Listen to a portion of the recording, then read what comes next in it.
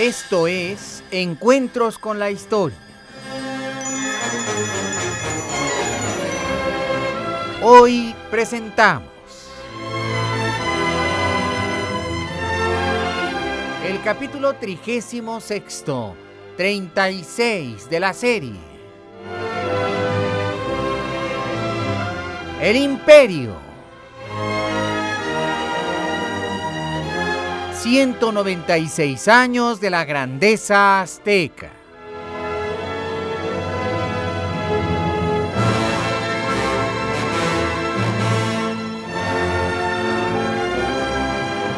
El conocimiento de la historia nos transforma en mejores personas. Y el conocimiento de la historia mexicana nos convierte en mejores mexicanos. Mexicano, haz un esfuerzo por conocer tu historia. Esta es una producción ejecutiva del señor Pedro Manzano.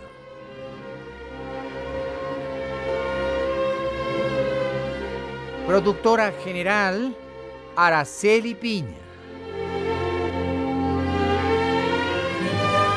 Efectos físicos, efectos especiales, ambientación y operación técnica, don Jorge Alonso.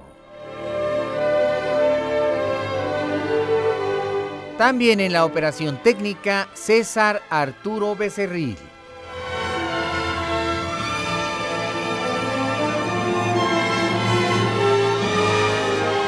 Investigación histórica, investigación musical y musicalización, el señor Felipe Saldívar.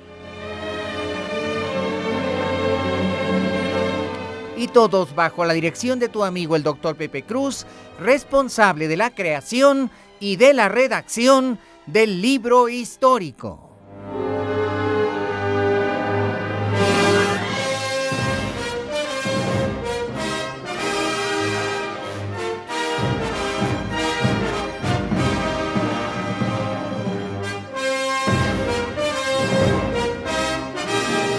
Esta es una realización especial de Radio Centro 1030, calidad en tu vida y una aportación cultural para todos los mexicanos.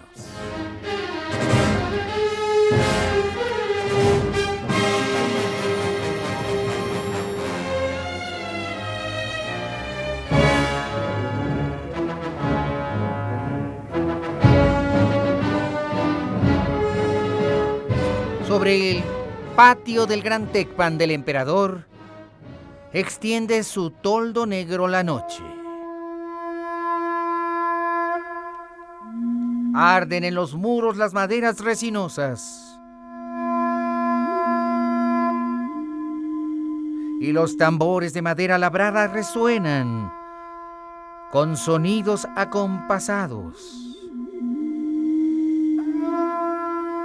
La luz hace brillar la silla de oro de Moctezuma y la espléndida túnica roja que le da aspecto de una deidad altiva.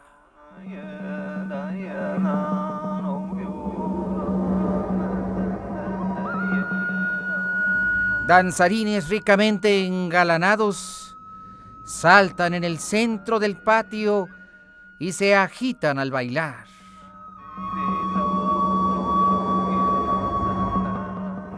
Con cadencia se mueven sus pulseras y pendientes de oro.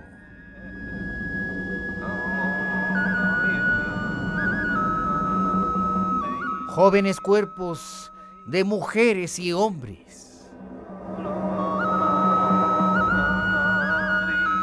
Inmensos abanicos de pluma verde son mecidos por sus portadores siguiendo la cadencia, tratando de quitar el calor a los concurrentes.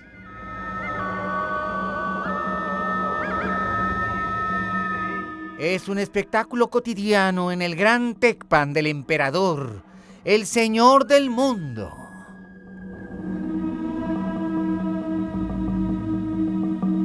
En aquellos días había tenido lugar la gran ceremonia, según la cual se había cambiado el título del emperador. El nuevo título de tan sublime personaje era ahora Semanáhuac Huey Tlatoani, que significa Gran Señor nuestro, gobernante del mundo.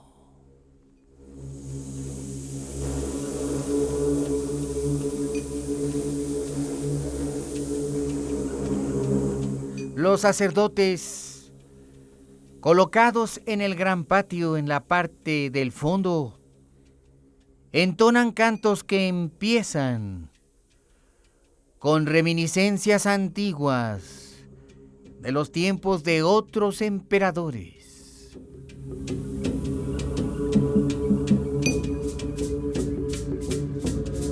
Venid en la noche, espíritus de aquellos los grandes de Anáhuac, constructores de nuestra nación.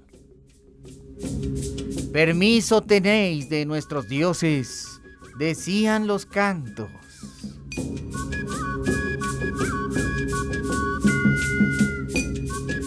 Y los cantos ascienden como si subieran a una pirámide y se cortan de pronto con un breve grito para empezar de nuevo.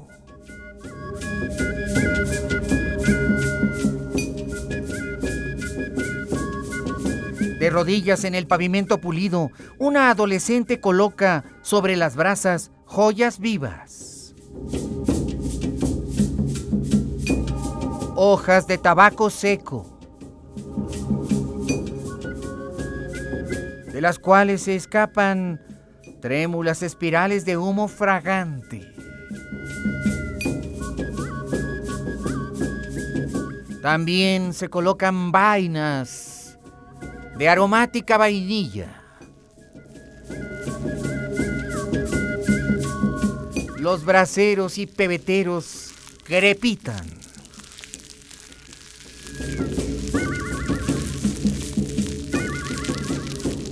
Moctezuma, para adormecer su hastío, aspira con indolencia el humo de tabaco y de vainilla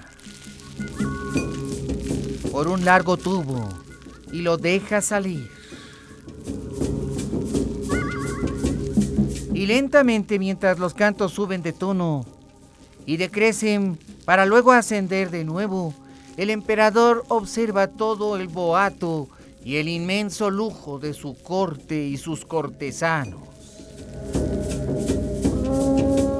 No en balde él es Semanáhuac Huey Tlatoani, el dueño y señor del mundo.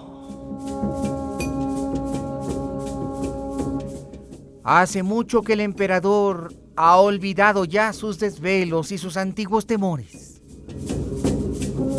Ya no ha habido ningún avistamiento de extraños dioses sobre el mar sagrado. La paz ha vuelto a su corazón. Inclusive ha olvidado las trágicas profecías de Nezahualpilli. La realidad le dice que él es el señor del mundo y que nuevamente debe extender su mano para hacerse dueño de toda la tierra. Si los dioses vienen en algún año o siglo, ya se sabrá entonces qué hacer.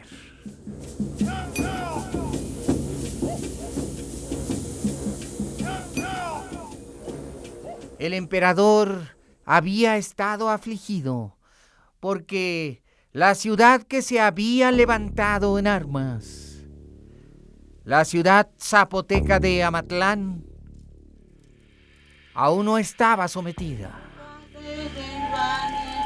Una terrible tempestad de nieve, fenómeno inusitado en el Anáhuac, había sepultado al poderoso ejército que había enviado en su contra.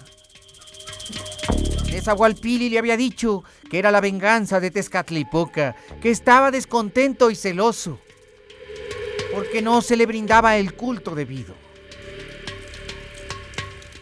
El emperador había ordenado que se rindieran cultos especiales a Tezcatlipoca para tener aquel veleidoso dios de la magia y los hechiceros a su favor, porque Tezcatlipoca era causante de desgracias terribles en los pueblos cuando mostraba su enojo.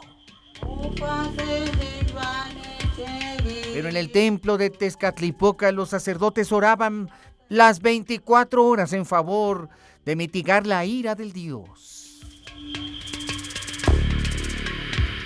Moctezuma había reemplazado al primer ejército que había enviado con otro, no menos numeroso. Pero el emperador todavía no sabía si ya había caído la rebelde y zapoteca ciudad de Amatlán.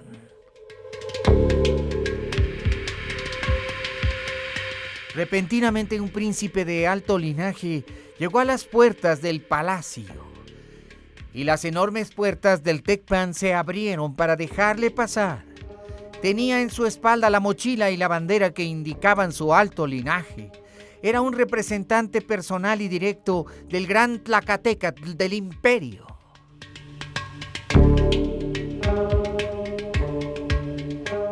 Al entrar aquel príncipe mensajero en el palacio, puso sus pies descalzos para ver al sublime emperador.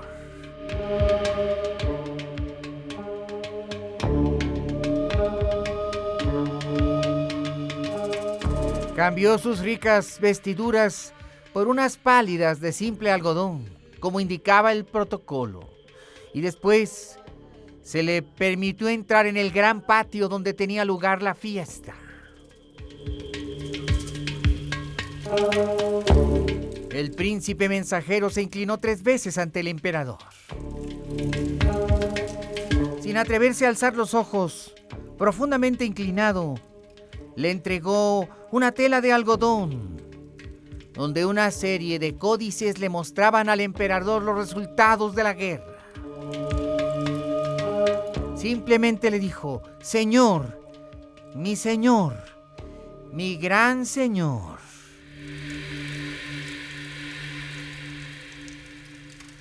Tus ejércitos han obtenido magnífica victoria y la ciudad de Amatlán ruega por su futuro, inclinada a tus pies.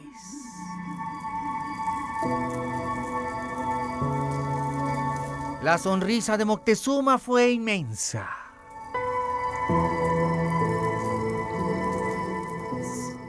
Todas las ciudades zapotecas estaban pacificadas.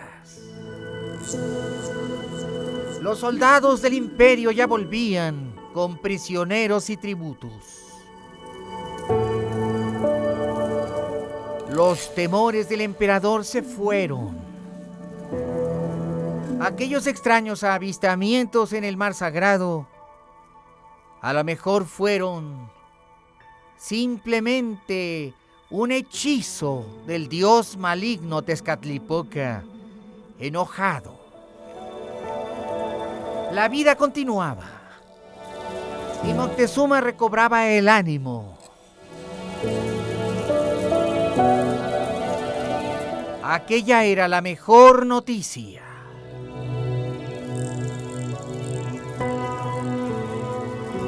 Al día siguiente tendría lugar precisamente la fiesta del gran Tezcatlipoca. Y tendría lugar como parte de la fiesta un gran juego de pelota. El emperador hizo una señal con su dedo para que todos se retiraran y la fiesta terminó. Estaba demasiado feliz y contento. Quería festejar a sus anchas, convocando a los señores reyes de Tlacopan y de Texcoco. Y así todos se retiraron y dejaron el palacio para que Moctezuma conversara a sus anchas con su Tlacatecatl, su Cihuacóa y los reyes aliados. En los planes de Moctezuma estaba ahora ir contra Tlaxcala y aniquilarla, destruir para siempre esa estirpe que le inquietaba el corazón. Y aquella noche el emperador durmió temprano y plácidamente, ya que a la mañana siguiente tendrían lugar los grandes juegos de pelota en Tenochtitlan. Vamos a mensajes.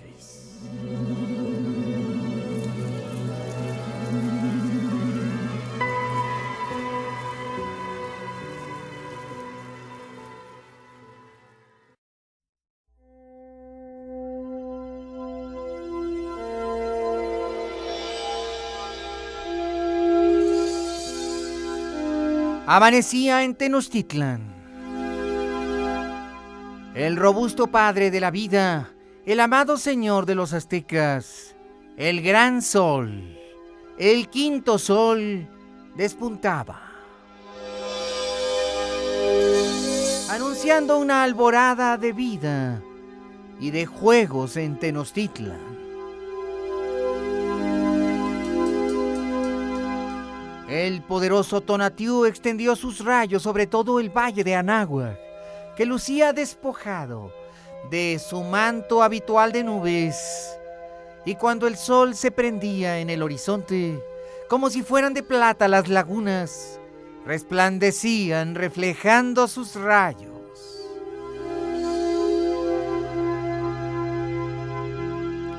El caracol sonaba desde el amanecer, anunciando que aquel era un día de espectaculares fiestas, y toda la población se dirigía al sitio ya conocido, el sagrado recinto de los 78 edificios, que incluían el inmenso edificio del juego de pelota.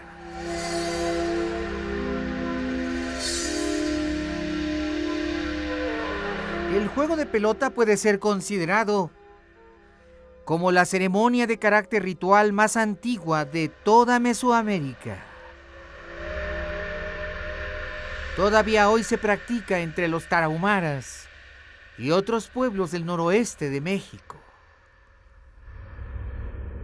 Pero en aquellos tiempos este juego era considerado realmente relevante y espectacular, quizá aún más poderoso en su convocatoria a nuestro fútbol. El origen del juego habría que buscarlo entre los pueblos de la costa del Golfo, hacia el año 1000 o 2000 a.C. Fue practicado por los olmecas y más tarde por todos los pueblos del Golfo, incluyendo los huastecos y los totonacos. Tenía implicaciones religiosas. Los jugadores del juego de pelota tenían que pasar toda su vida en entrenamiento para poder ser hábiles y eran seleccionados desde pequeños cuando eran niños. Su entrenamiento duraba toda la vida. No cualquiera podía ser un jugador de este increíble juego.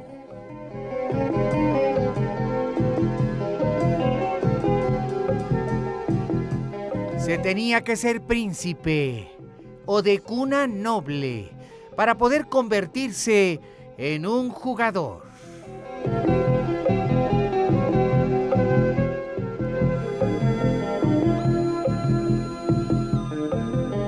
Los aztecas decían ese día que Macuilxóchitl, el dios de los dados, nos proteja, porque ese día sería de grandes apuestas, allá donde estaba el inmenso lugar en que se juega.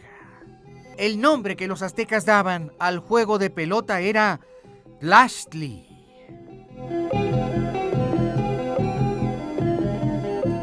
La cancha era inmensa y se caracterizaba por inmensos muros muy altos, de 6 u 8 metros. La cancha era de arena y sobre los muros había escalones de piedra para miles de espectadores. Sobre uno de los altos muros había un sitial de honor con un gran trono de oro para que se sentara el emperador. Sobre el gran trono había un inmenso palio. El emperador podía sentarse ahí con algunos de los miembros más ilustres y destacados de su corte. Generalmente el Cihuacóa, pero también, generalmente, los reyes de Tacuba y de Texcoco. Cientos de banderas rodeaban toda la magnífica instalación. En medio de las canchas había dos grandes aros redondos de piedra. El objetivo del juego era hacer pasar las pelotas de goma látex por los aros. Pero esto era muy difícil. Solamente unos cuantos hombres dotados de un valor inmenso y de una sagacidad y habilidad increíble podían hacer tal hazaña. Siempre contendían dos equipos que eran rivales.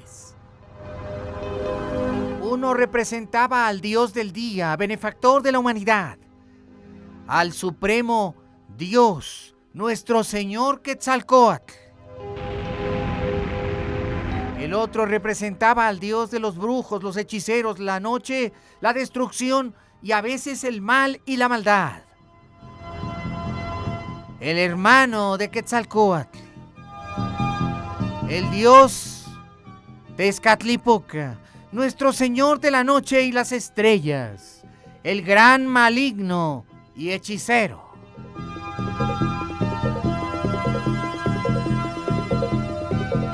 El equipo de Seacatl-Topiltzin-Quetzalcóatl lucía elementos de águila.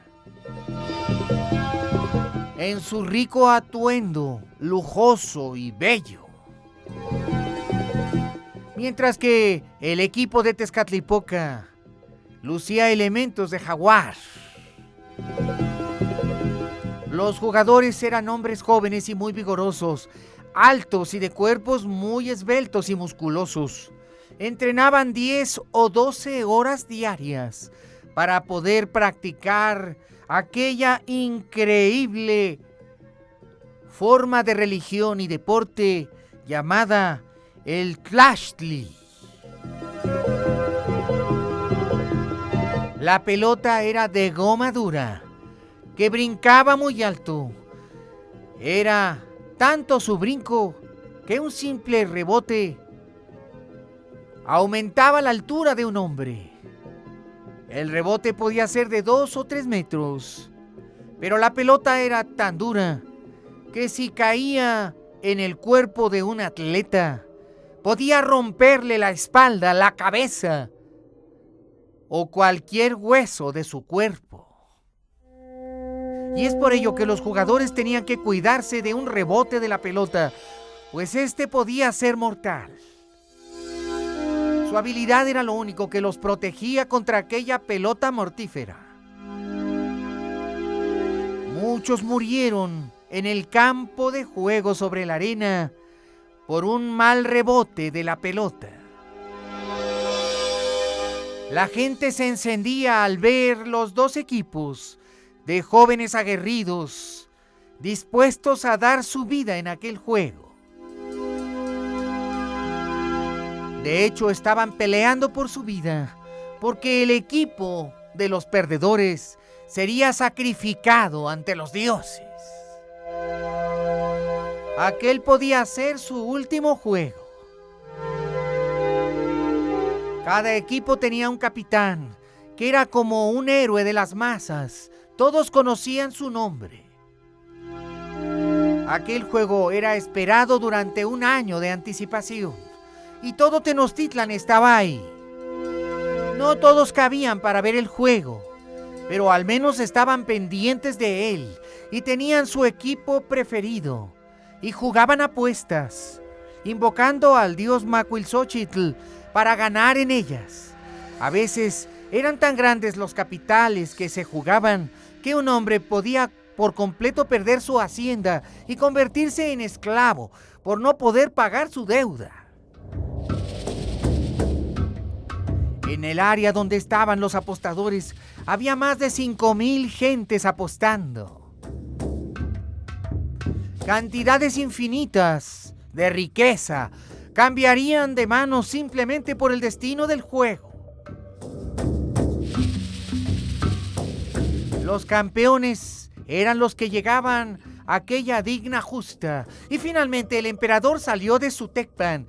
Los caracoles imperiales forrados de oro lo anunciaban. Era justo el mediodía. El emperador en persona presenciaría aquella batalla.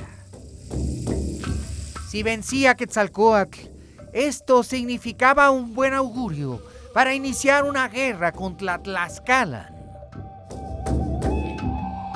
El emperador tomó su asiento, su silla de oro.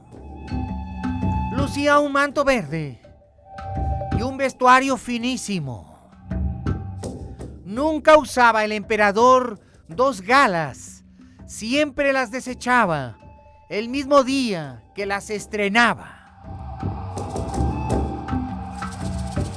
Como tornasol divino, aquellas galas brillaban y deslumbraban por su belleza. Se trataba de un enorme manto de casi 3 metros de largo, como siempre tejido por las monjas de la diosa Macuilxóchitl.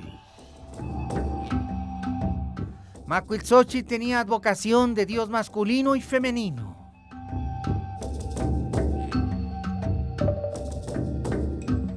Finalmente, el juego comenzó. Los capitanes eran jugadores hartamente conocidos. Ocelotochtzin, que comandaba el equipo de Tezcatlipoca, y Naciscatzin, que comandaba el equipo de Quetzalcóatl. Y la pelota cayó al campo. Los jugadores cubrían parte de su cuerpo para defenderse de la pelota. Solamente con aquellas partes podrían golpearla. Estaban protegidos por una gran cantidad de prendas de cuero, gruesas y fuertes, para que no sintieran la furia de los golpes de la pelota. Las sombreras protegían la parte superior, las coderas parte del brazo y las musleras la pierna desde la rodilla hasta la cadera. No era posible tocar la pelota ni con las manos ni con los pies, sino que había que golpearla solamente con el hombro, o con el brazo, o con la pierna a la altura del muslo, justamente donde estaban las protecciones de cuero. Y había que lanzarla de tal manera que ésta no tocara el suelo, sino que más bien se estuviera en el aire, únicamente tocada por el equipo. El equipo tomaba la pelota y no la dejaba caer hasta que lograban hacerla pasar por el aro de piedra. En realidad había 2 aros, uno pintado de negro y azul y otro pintado de rojo y amarillo. El de rojo y amarillo era el de Quetzalcóatl y el de azul y negro el de Tezcatlipoca. El equipo contrario buscaba precisamente meter en el aro la mayor cantidad de tantos. Primero tocaba la pelota un equipo y luego el otro, pero cuando la dejaban caer la perdían y pasaba el equipo contrario, que hacía sus tantos sin dejarla caer. Era una especie de básquetbol, pero con un infinito grado de dificultad, y se cree que los jugadores contemporáneos no tendrían la habilidad y la destreza para tal juego, ni mucho menos la actitud de arriesgar su vida para jugarlo.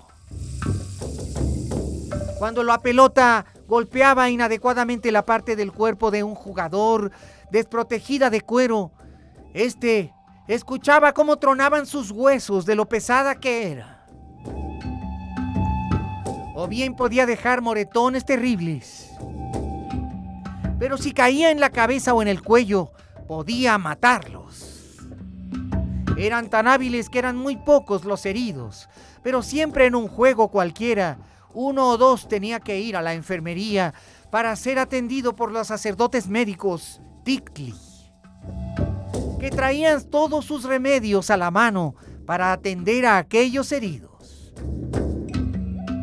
El juego duraba 8 espacios de tiempo llamados Songkli.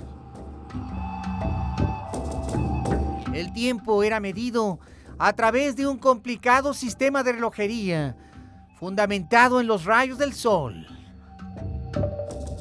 u otro hecho con agua en caso de días nublados. Finalmente la pelota estaba siendo muy bien manejada por los dos equipos. El que perdiera sería sacrificado. El emperador emocionado se movía en su silla de oro, al igual que su Cihuacóa y todos los espectadores. Se escuchaban los gritos como en cualquier partido de fútbol, las expresiones todas, especialmente las de los que habían apostado. Se estaban jugando hasta su patrimonio en aquel juego. Se suponía que ambos dioses también saltaban a la cancha y que inspiraban a sus equipos.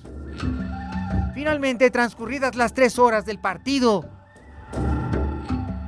uno de los dos equipos había perdido.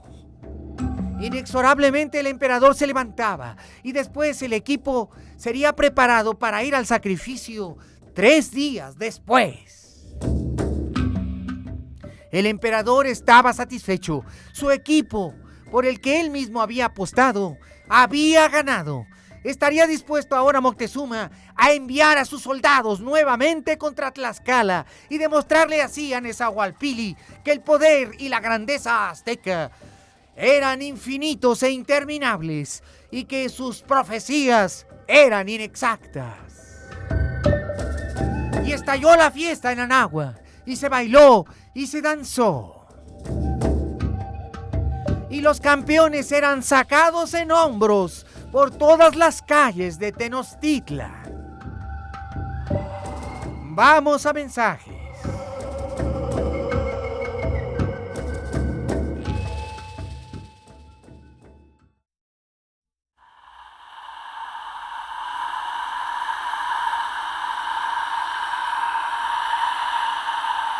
Había pasado la fiesta. Ahora, las águilas imperiales se preparaban nuevamente para hacer guerra contra Tlaxcala. En el camino a la formación de un verdadero imperio, Moctezuma tropezaba siempre con un mismo problema: el Valle de Puebla.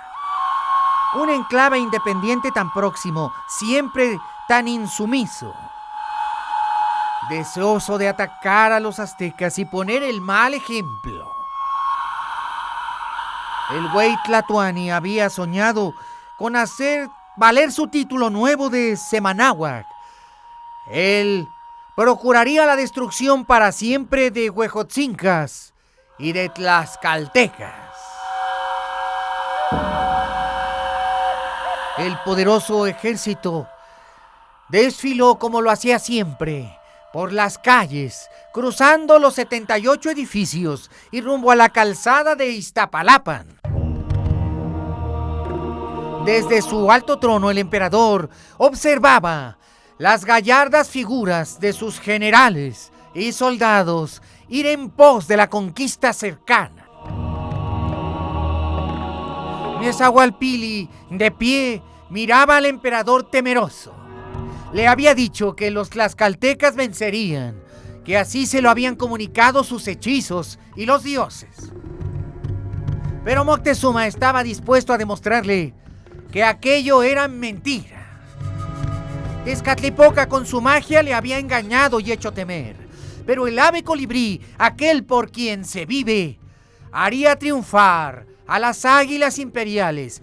No en balde le daban de beber sangre cada día para mantenerlo fuerte y robusto. El ave colibrí protegería al imperio. Ni siquiera el poderoso Tezcatlipoca escapaba al dominio de aquel gran dios todopoderoso. Las águilas imperiales vencerían. Y aquel inmenso ejército que llenaba kilómetros y kilómetros en su avance, finalmente partió cruzando por los lagos en la inmensa calzada. Los cantos de los sacerdotes, como siempre, les acompañaban. Y el caracol de guerra sonaba y sonaba. Aquel caracol de guerra pintado de rojo y cubierto de oro era la señal del inicio de la campaña.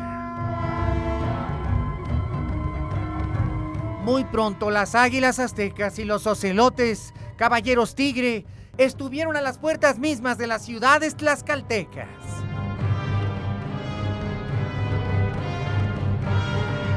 Los tlaxcaltecas lanzaron lo más granado de su ejército, incluyendo al joven príncipe que se destacaba entonces como campeón de la guerra, Xicoténcatl, llamado Xicoténcatl el Joven para distinguirlo de su padre.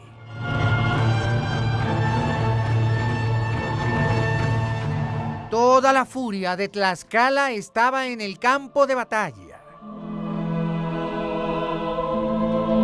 Los 4 tecutlis o señores de Tlaxcala se habían aliado con los huejotzincas y los cholultecas. Los reyes de Ocoteloc, Tizaplán, Quiahuitztlán y Tepeticpac esperaban con sus mejores tropas a los aztecas. Y la batalla fue endiablada y se libró con furia. El sueño de Moctezuma aún estaba lejos de hacerse realidad. Ambos ejércitos fueron victoriosos. Del lado de los aztecas se destacaban Cuitláhuac y Cuauhtémoc Cuauhtémotzin, aquel jovencito que al lado de su tío combatía. Cuitláhuac lo veía con ardor. Pero la campaña se prolongó y fue larga. Inclusive, Cuitláhuac fue herido y regresó a Tenochtitlan, al cuidado de su sobrino, el joven Cuauhtémotzin. Gran parte del ejército tenochca siguió enfrentando a los tlaxcaltecas. No había un vencedor claro. Los dos eran demasiado fieros y poderosos. En los dos bandos combatían campeones. Hasta que finalmente los aztecas fueron sorprendidos por la retaguardia en una terrible embestida. Finalmente había surgido un vencedor. Era Tlaxcala. Los aztecas retrocedieron. Estaban vencidos. Las noticias terribles fueron llevadas hasta Tenochtitlan. La profecía de Nezahualpilli se cumplía. Moctezuma no podía creerlo. Su corazón se desangraba de dolor, de angustia y de desolación. Y finalmente ordenó la retirada para regresar a Tenochtitlan. Pero esta vez el enojo del emperador tendría alcances inimaginables. Ordenó que todos se encerraran en sus casas, que solamente la Guardia Imperial vigilara las entradas de la ciudad. Ordenó que los que regresaban derrotados y apenas con 100 cautivos no fueran recibidos por nadie. Se prohibió a todo hombre, mujer o niño salir a darles la bienvenida, aunque fueran sus parientes. La ciudad estaba desierta y desolada. Y cuando el ejército vencido entró, el gran templo del ave colibrí, estaba cerrado y custodiado por la guardia para que ni siquiera se atrevieran a pretender entrar en él. Entonces los capitanes aztecas se presentaron ante el tecpan del emperador, pero las puertas del palacio estaban completamente cerradas y el emperador encerrado dentro. La guardia informó que el emperador les había castigado y condenado al ostracismo a todos. No serían recibidos. Una gran cantidad de los soldados del Palacio Imperial tomaron entonces a los vencidos y les arrebataron sus armas, sus insignias, sus ropas lujosas. Les dieron solamente túnicas de fibra de maguey. Se les condenaba al ostracismo. habían avergonzado al imperio. Eran unas mujeres cobardes. Y todos los soldados del palacio se burlaron de ellos, y por orden imperial se les castigó. Se les rapó la cabeza como si fueran esclavos. Y después se les quitaron las sandalias y se les obligó a ir descalzos. Se les dijo: mariquitas, mujercitas, débiles. Y después se les ordenó que no fueran a sus hogares, que fueran más lejos de Tenochtitlan. Estarían un año sin poder volver a la ciudad, pisar un templo azteca o la casa del emperador, y no importaba su linaje. Eran unos cobardes. Y aquellos hombres gimieron y lloraron por su suerte, y el emperador, estremecido de dolor, los espiaba a la distancia. Aquel Malsino tendría que ser vencido, y Moctezuma pensaba: levantaré otro ejército contra Tlaxcala y finalmente le venceré. No me niegues esto que te pido, ave colibrí. Levantaré un ejército aún más poderoso, y no estará hecho de pasta de cobardes, y yo mismo iré a golpear los muros de Tlaxcala y les venceré.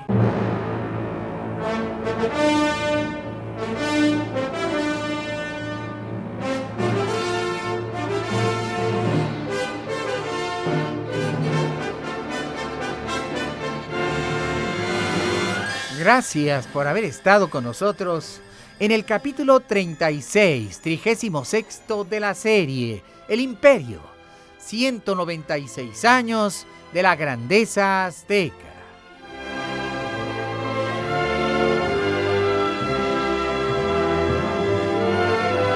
El conocimiento de la historia nos transforma en mejores personas. Y el conocimiento de la historia mexicana nos convierte en mejores mexicanos. Mexicano, haz el esfuerzo. Conoce tu historia. Y a nombre de Radio Centro 1030, calidad en tu vida, y de todos quienes hacemos este programa, gracias. Muchas gracias por tu preferencia. Y te espero mañana, porque los 365 días del año son días de encuentros con la historia. Hasta mañana.